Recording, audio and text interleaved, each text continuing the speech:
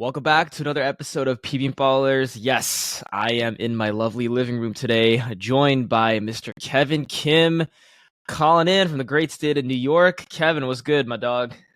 What's good, Albert? Chillin', man. We got another 3 points under our belt, so can't really complain about that. Yeah, let's just get right into it. So obviously South Korea played Kuwait away, won 3-1, pretty resounding victory. I would say there were some issues, but Kevin, just for your initial impressions of the match, what do you think? Yeah, very pleased. I don't remember last time that we had such a dominant game. I know that Kuwait are currently ranked sub 100. Full respect to Kuwait, obviously, but this was a game that we should have resoundingly won in. I want to say that the score line doesn't really represent the game because we were more dominant than what a 1-3 victory would, like, I guess, present. But yeah, it was a dominant performance. We did well. We held the ball well. We held the ball for like 75% of the game. Our ball possession states that we had 75% of the ball, whereas Kuwait had 25. So it was a confidence boosting game. Although, like you said, there are some pointers that we can talk about. Yeah, just for clarification, guys, Kuwait, not a terrible national team. They made it this far in the qualifiers, but I believe their current ranking in the FIFA rankings are about like 135 as of October 2024. The roster that Myung-bo called up for the November window, pretty damn similar to what we had in the last international break, I believe, back in October. Only a few surprises maybe are guys like Lee Hyun-ju and two of the goalies backing up Cho Yeon-woo, but obviously they didn't play today. Just like off an initial impression, I think we didn't learn that much. Se-hun getting another goal, which is important. I think he did very well as the target man, the traditional number 9.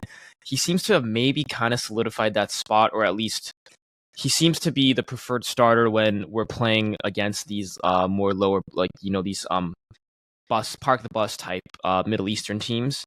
And again, Son Heung-min bagging the penalty. By the way, scoring his 50th goal for the national team. Now he's tied in second place with Hwang Sun-hong as the second all-time leading scorer. All he needs is 8 more goals to tie Cha Bum-gun's record, which he will do in no time.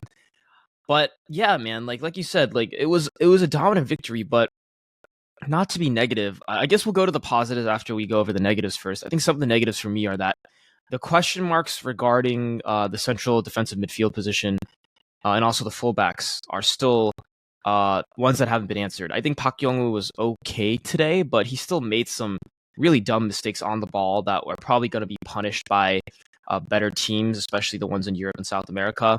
And Lee Myung-jae at left back, man, I think he's kind of new to the national team setup, been called up recently by Myung-bo, but for me, he doesn't provide much going forward. Like he's an okay fullback, but a lot of his passes seem to be cutbacks back to the middle of the field.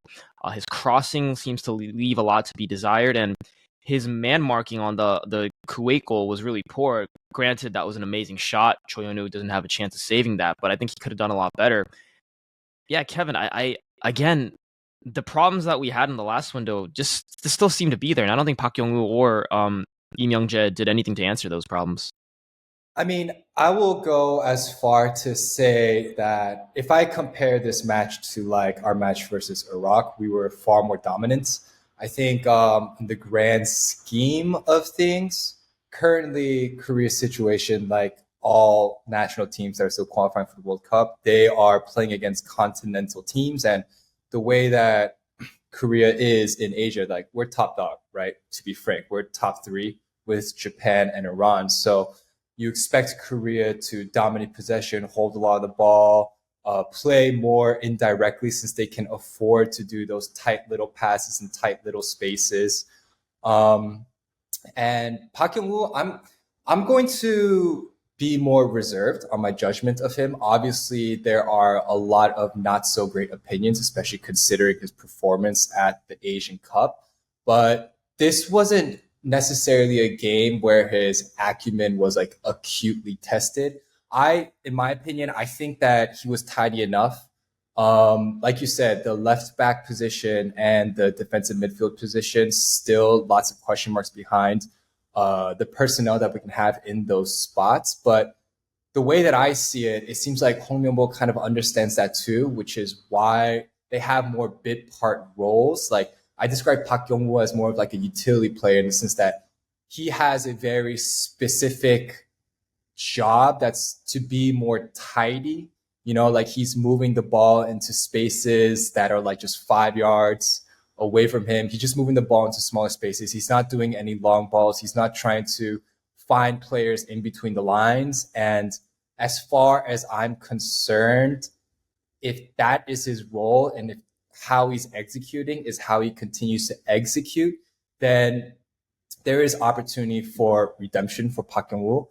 Obviously, we have Heung-min, who is just doing Heung-min things and doing all those advanced, making all those advanced plays, advanced passes that you would need from a proper center midfielder in order to move the ball from transition or move the ball from midfield to attack. So I don't know. I guess you can say that Park Kyung-woo still is a sort of solution that papers over the cracks, but I'm not going to go as far to lambast him because in the end, he is still a national team player. He is performing his role. I, for one, didn't see any real egregious errors from him while we played against Kuwait this time around. And I just hope that he continues to develop in stride with our national team. And we are in for increasing or more pleasant surprises as we continue our run.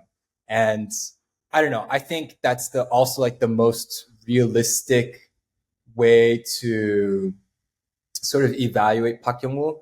Like we all know Kwon Hyuk is playing the same role in Scotland, and there's a lot of question marks as to why we don't see him on the pitch. But like beyond him, really, I don't really know of any names that are popping up in my mind or really making me scratch my head as to why we're not premiering them in like the defensive midfield position. So, you know, you got to be, I'm just trying to be realistic in regards to like the names that Myung-bo calls up. Obviously, he has his favorites, but then again, so did Bento. And in the end, with Bento, we got to the round of 16. So yeah, let's not try to be reactionary. Let's try to take it game by game. And as far as this game goes and the game with Iraq last international break, I'm holding my breath and hoping for more positives because there are equal signs for positives as there are equal signs for potential criticisms. Yeah, you know, Park Kyung-woo, for what it's worth, in the past 3-4 games hasn't been bad. He's done his job. I actually think he had some tidy passes today, building up from the back. He did so well to the point where I thought it was almost Hwang-in-bom that was passing the ball. But again, I think long term he will get exposed. But for now, I think he has earned his spot there as the 6. Myung-bo did call up another 6/center back hybrid in Kim Bong-soo, who's playing for Kimcheon Sangmu right now on loan from Jeju United. He didn't really get any minutes. I would like to see him at least get a substitute appearance in the next match against the Palestinians. That remains to be seen. But in terms of some of the positives, what can you say? Hwang-in-bom, man of the match for sure. Spraying balls all over the pitch, had 2 assists. His cross for Se-hun's first goal was incredible. I know I've lambasted Hwang-in-bom before for I think a lot of his defensive shortcomings, but offensively, I don't think his skills were ever in question. And it is nice to see him bloom as kind of the metronome of this team, which is surprising because you would think maybe Kang-in is the guy getting all these assists, but no, it's been Hwang-in-bom recently, and he's been playing very well. But that's what makes it even more important for me to have a proper 6 there next to In-bom, because against a better team, In-bom is going to be put under a lot more pressure when he's on the ball. And when he does, you know, turn the ball over, which is okay, you know, you can turn the ball over at times. You're going to need someone to clean it up. I don't think Park Kyung-woo is that guy, but again, he should be given the chance to at least make a mistake, and then we can say, okay, well, he's not the guy. And I think going to some of the other strong performances, obviously, you know, Hwang-in-bom doing well, Son Heung-min getting his 50th goal, like I said. I think Jun-ho, again, he came on for a substitute appearance in the second half. Didn't play, you know, a ton of minutes, but he scored another goal, his second goal for the KNT. And whenever he comes on the left wing, he just looks really lively. And I think Son Heung-min has obviously locked down the left wing position, but I think Jun-ho is a guy. It's not too early to say that I think he's going to be a very key figure for this national team going into 2026. And to me, Yep. right now, he's playing so well for the national team, at least. I don't think he's doing that well for Stoke, but for the national team, he's been so consistent that I think he should be one of the first attacking players off the bench. Yep, too right. I think Pedro's contributions with our national team, he's incredibly direct. He doesn't seem afraid to take on his man. I posted this on my Twitter, but I'm just going to echo it here. I think because Pedro has been so promising for us, we don't really miss Hwang Hee-chan's absence like at all, you know? And yeah, I agree with you. Like he should be a mainstay. He is the future with Kang-in if his recent performances are anything to go by. And there's like a lot of good, like, I don't know if this is like problem solving is the right word, but there's a lot of like intuitive, like on the fly solutions that we can sort of make from our offensive contributions. I mean, from our offensive units, because like you said, you expect Kang-in to be the playmaker, but Hwang In-bom was doing a lot of that. Kang-in was like double marked or he was closed down frequently against Kuwait, but that just gave Hwang In-bom way more time on the ball to do what he does. And that's a solution right there if Kang-in gets closed down. Pedro played more inside, like the not Mizala role, but like in between the wing and the middle, which was really, really refreshing because from what spaces. I saw. Yeah, exactly. In the half spaces, because Sun played quite wide, too wide for my liking when he was on the pitch. Shout out to Myung-bo though, subbing him out in the 60th minute. That's good for his condition, and that's good to just like keep him fit and not run him to the ground. Something that we were really lambasting Klinsmann about. But yeah, I mean, and then don't get me started with our strikers. Like I think Se-hun and Oh Hyung-kyu, like that is a lovely development post Asian Cup. I don't miss Cho Ki-sung at all. I said this also when Oh Se-hun scored his goal, but that was one header opportunity, one goal. With Cho Ki-sung, I expect like that one to go off target and the second one to hit the post and the third one to be a save. Yeah, that's what I'm saying. Like Oh Se-hun seems more clinical. Shout out to Mike because he reported to me that he's been a bit cold as of late in Japan, but I mean, he's playing regularly, man. So if you're playing regularly and you're scoring for us, like get on the pitch, stay on the pitch, fight for your spot. Also thought it was very smart for Oh Hyung-kyu to come on later in the match when Kuwait felt like they had a chance to get something in the game after they scored. Also him starting as the target man when we're playing against teams that drop deep just makes a lot of sense because we get the ball towards a man who can hold up the play. Whereas Oh Hyung-kyu, he's the more like rapid, chasing down, tried to make something out of nothing player, which is great as a counter-attacking option when our opposition is trying to grow into the game, therefore leaving spaces out in the back. When it comes to our national team's development post-Asian Cup, I'm very, very pleased to see how much development there has been on our strikers side. So yeah, just good food for thought, you know? Yeah, and just to riff off what you said, I think Hong Myung-bo deserves a lot of credit. I still believe, and Jason does as well, that the process that led to his appointment was wrong. But at the end of the day, he's the coach. We support him. And he has been making some pretty damn good decisions, I think, in the past friendlies, and we give him credit for that.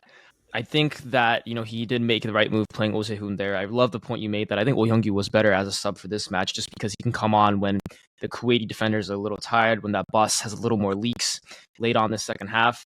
Yeah, you can't really find any faults in Myung-bo's setup today. The fact that Lee Kang-in was getting pulled out, was playing out on the right wing, at first, honestly, in the group chat, I was saying, you got to move him off right wing. He's getting double, triple teamed. He's not going anywhere. But then other people pointed out, well, he's taking up so much space that the left wing was so open. And that's why Son Heung-min had so many options to play today because Lee Kang-in was the one getting all the attention. And Sonny was basically one-on-one on the left side for a lot of the match, which never really happens until now. So it's interesting to see the kind of overload that we saw on the left side of the pitch today. I guess that's kind of what Myung-bo wanted, and it worked to a T. But I still think in the future, I do wonder kind of where Kang-in will fit here. He did start playing at the right wing for Jurgen Klinsmann. At the time, I think a lot of international teams didn't really know who he was, so they didn't really pay attention to him as much. Now, whenever he gets the ball, he's got 2-3 guys on him. I'm curious, Kevin, what you think. I know he didn't really get engaged that fully in the match. Were you happy with his performance today, and would you keep him at right wing for the foreseeable future? Or do you think maybe he can move to the middle and Se-hun moves out wide, or someone else plays in that right wing position? I mean, there's just a lot of different options that we have in attack right now. Yeah, totally. And like the options that you're talking about is in line with what I'm saying, where we can make like on the field, we have on the field solutions for any potential problems. Like if Kang-in gets double teamed, for instance, like you already mentioned, Sonny has that space on the left now. I think Lee Jae-sung is utilized best when he's in the middle. He plays that number 10 role, not as a quintessential 10, but he's the one that maximizes opportunities that come from space. Keep in mind that he could have been on the score sheet as well, but his header hit the crossbar, right? I think Lee Jae-sung isn't one of those players that, I mean, we already said this a million times over and people already know this. Like, Lee Jae-sung isn't a highlight reel player, but he's one of those players that just like makes the difference from what little space that he has. I think Kang-in isn't your typical right winger. He's not going to beat your man and bomb down the wing, but his technical prowess is, I still think, second to none on our national team. So you put him on the right, you put him in the middle, you put him on the left, like he will do his job. And if he can't do his job, that's because 2-3 players are on him. And if 2-3 players are on him, that means Hwang In-beom's got to step up. Hong's got to step up. Se-hun's got to take that space. Jun-ho's got to take that space, you know? So I'm not concerned with Kang-in at all. I mean, he's developing, period. And he's doing bits at Paris. I know people want him to have more minutes. I know Paul can probably talk about Kang-in well more than I can. But I mean, he's doing his thing. He's consistent and he's a mainstay on our national team. And I'm still in that camp of what I just said before, in that if he gets double teamed, let him figure it out. But our team also needs to step up. Our offensive players need to maximize the space that comes out from Kang-in being so tightly marked. And something that I found interesting is that, like, against Kuwait today, I feel like we didn't play too wide. I felt like a lot of the play happened in the middle. A lot of tidy passing happened in the middle of the pitch. But I mean, we did attack the left side, though. The only, like, we went out wide on the left. Right. But you're right, in general, there was a lot of build-up play from the middle. Right, yeah. Yeah, there's a lot of build-up play in the middle, and we did the same thing that we do with Bento, which was that it didn't seem like we were trying to force the ball too much. Like if we need to pass the ball back, we pass the ball back, and then we're direct and we try to take the space on the wing if it's there. Just trying to attract players to more of the centrally into the pitch. Yeah, so everything just seems generally composed. I forget the point that I was trying to make with this. Now I'm just like reporting, but yeah, I mean, no real qualms, you know? Yeah, I mean, again, and it's Kuwait, though. And I guess we can transition because the next opponent, I think, is going to be a little tougher. We all know the Palestinians are, not going through the easiest thing in terms of, the geopolitical situation. But of course, it's still a bit of a pesky team that we drew in September. We weren't able to beat them at home, I believe, too. And this is going to be away in Jordan. So my question is, what kind of changes do you think you'd want to see against this Palestinian team? For me, honestly, I think that I wouldn't change much from the starting 11 that Myung-bo put out today, except maybe I'd give Kim Bong-soo a chance as the central defensive midfielder, at least for a half, to see how he does.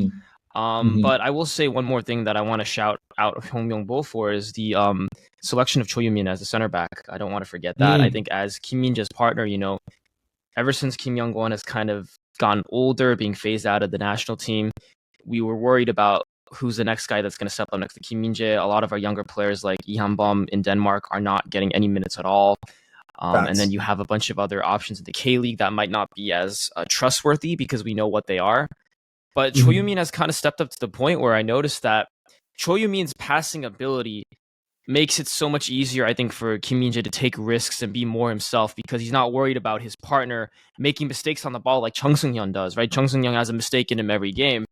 And I feel like Cho Yoo-min's tidy passing, which is what I would call it, his ability to make quick decisions on the ball and usually to put it in the right area is so refreshing and important because it essentially gives you two outlets from the back. You know, you're not just relying on only Kim Min-jae to pass the ball out.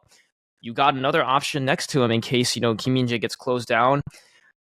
Granted, again, we haven't seen Cho Yoo-min, in my opinion, tested against a real dangerous attack. And I want to see that, but for now, I think he's done well, and I think he absolutely should be the solidified right-sided center back. Mm-hmm. Kevin, do you like what would you want to see for the Palestine game again? And that's going to be in about, I think, 5 days, so we still have some time. I think they're going to be stronger than Kuwait. My first impression with Kuwait is that they didn't bunker as deep as I would expect them to. There were many a times when we had the ball in the middle of the pitch, but like they had two up top still, you know, and their pressing wasn't, their pressing wasn't notable at all. And the only time that I saw some efforts in pressing was when we were trying to do like really tidy ball movements in the middle of the pitch, like the quick 5-yard one touch passes. I think Palestine are going to be, well, more of a threat, like you said. I think they're going to press harder. I think they're going to run harder. I just think about 2007 Iraq, when Iraq was also going through their geopolitical struggles and they won the Asian Cup. You know what I mean? Like shout outs Yunus Mahmoud, if there are any Asian football fans with a deep cut like that. Like he was a special talent. I can't say I know of any particularly special talents like that on Palestine's team, but I think they have more to play for than just a football match. You know, like this World Cup is going to be a statement for them. I think that they're going to have that extra juice to test us. It's like Sun said at the post-match against Kuwait, there are no gimmies, there are no easy wins. Like we're going to have to fight and we're going to have to be on top and we're going to have to be alert. Not complacent at all. And speaking of complacency, I saw a little bit of that with Kuwait's goal because the cross came in from the left-hand side of the pitch after that player was able to cut inside and there was no defensive coverage for our back line, which thus led to the cross. And outstanding finish, outstanding touch, outstanding finish. Can't take anything away from that. Can't blame Jo Yeon-woo. I mean, left back could have been tighter, yeah, but outstanding goal, you know. But when it comes to Palestine, like I think it's going to be a higher. It's either going to be it's going to be a more frustrating game. They're going to be more disciplined defensively. I think their offensive players are going to contribute more defensively. They're obviously going to be eager to hit us on the break, but I just think they're just going to have more legs in them. They're going to be more aggressive, and we might be seeing more strong tackles coming up against us. That's not something I saw against Kuwait, really. So we just got to be alert, man. Yeah, and to make it clear, like I think Kevin and I both think we'll win the game against Palestine. We're in a lot better place than we were 2 months ago. But right, if they don't clean up some of the defensive brain farts, then Palestine is absolutely probably going to get one. I think they could get one. Did you see any real brain farts against Kuwait? You'd say. I mean, the only one brain fart I would say is Lee Myung-jae just falling asleep on the falling asleep on the goal, but also the set piece. Remember, they hit the post. Yeah. Myung-jae missed his marker on the back post for one of the set pieces. Kuwait probably should have scored 2 today. If we're being honest. Real. Palestine, a little bigger, some bigger players, a little more physical. Mm-hmm. Again, I'm not going to say we're losing to them. I'm not going to disrespect the players like that, but if we want to go as far as we believe we can go at this upcoming World Cup, and maybe we're overrating our players, you have to clean up these defensive miscues, especially on set pieces. For me, like I can forgive mistakes in open play because that's going to happen no matter what. But if you fall asleep on a corner kick or a free kick, that's usually what kills you. You give up one or two of those goals in a game, you're usually going to lose. Yeah. So it's something that I'd like to see clean up. I'm not sure how they would be able to. It seems like something of a mentality or even a communication issue. But looking long term, even after this Palestine match, looking at the remaining qualifiers that we have, no disrespect to those teams, we're just not in a very tough group. we should win all of our remaining matches. And I think leading up to 2026, which is going to come faster than we think, the KFA especially has to schedule more friendlies with stronger competition. I'm talking European teams, South American teams, even maybe like the USMNT or the Mexican national team, even though the Mexican team isn't doing well nowadays, you know, like teams with a little more prestige to give us some more experience, because we're not going to get better playing against some of these Middle Eastern teams, despite the fact that they are improving. Yeah, I mean, I think that the international friendlies that you're speaking of, that you desire, that I also desire, I think they will come. I mean, yeah, it might be another case of us playing against Georgia or Iceland or Moldova, which isn't great. But before the last World Cup, the World Cup qualifiers were games where we dominated. We had majority of the possession. Our opposition, unless they were top 5 Asian team, were bunkering, and we had to break down a team that had a low block. And then when we played in the World Cup, the big teams are willing to rush against us and try to win the ball when we are in possession and hit us on the counter. After the last World Cup, I feel like there are teams that will bunker against us just because we have so much technical prowess from midfield onwards. And I think especially of that Ghana game when we were chasing the result and Ghana looks like an AFC minnow team, right? But it's like a different skill set that we exercise when we play against these quote unquote bigger teams in international friendlies, because they are the ones to press against us. They are the ones that are going to try to hit us on the counter by winning the ball in midfield. But they're not only focusing on that strategy, they also want to develop their own play and hold on to possession. So it's like, I guess what I'm trying to say is that when we're in World Cup qualifying, we need to play a little bit more indirect and try to break through a low block. Whereas when we're playing against teams of our similar caliber and status and technical ability, we need to be more defensively responsible. We need to be more disciplined in keeping our shape, and we need to be ready to pounce when we have the ball, because there will be periods in the game where we won't have the ball, you know? So I don't know. I guess what I'm trying to say is I want to put equal weight on the skills and tools that we develop in order to play well in these AFC qualification games, but also the skills and tools that we need to succeed against top tier teams that we will ideally book when international friendlies return. So yeah, you know, I'm just trying to I want to broaden the perspective. Sounds pedantic. Broaden the perspective sounds like I'm belittling what you're trying to say, which is not what I'm trying to get at.